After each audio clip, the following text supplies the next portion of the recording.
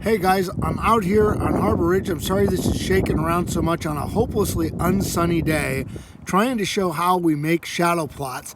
And I'm going to start by coming here without hopefully moving the camera around too much. And I'm going to make a little point. You guys can see a little shadow coming off of that nail.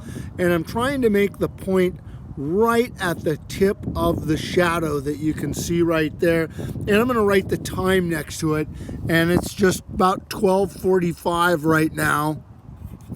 Sorry about this. I'm operating the camera, and you can see it's not the nicest day to do this because we got a lot of cloud cover, but you can see the shadow point that's made like this.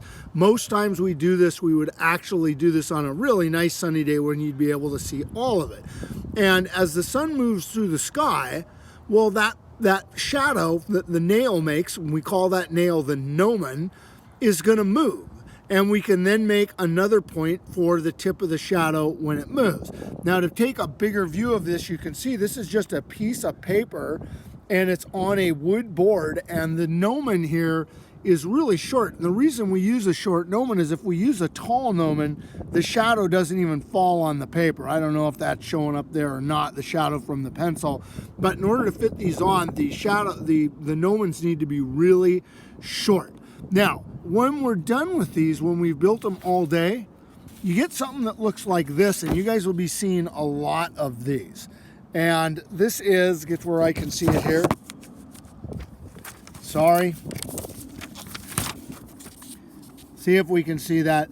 So on this one, guys, you can see here, we have a whole bunch of points with a whole bunch of times. And those times and those points are where the shadow of that gnomon right there was hitting during the day. We just made one point on this one, and we marked the time of the day, and my sun's already gone down. You can see how this is hard, it's blowing.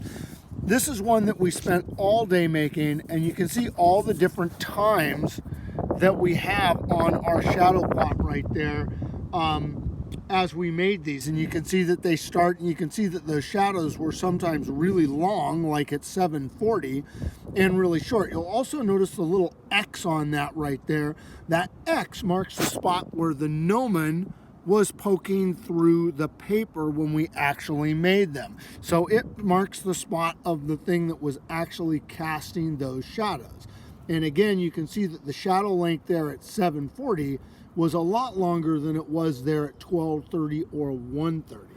Now, we can get an awful lot of information off of these shadow plots in terms of what the sun's doing during the seasons. We can find north, south, east, and west, all that kind of stuff. And that is what we are going to be doing over the course of our studies with our shadow plots and then into astronomy. But it was important to see that we make this, we start out with the gnomon.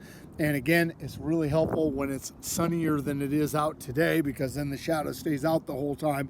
But if we do it on a sunny day, we can end up with all these different points during the day, and there it just flew off to where we can track those shadows. And so that is how we made these papers that you will be looking at.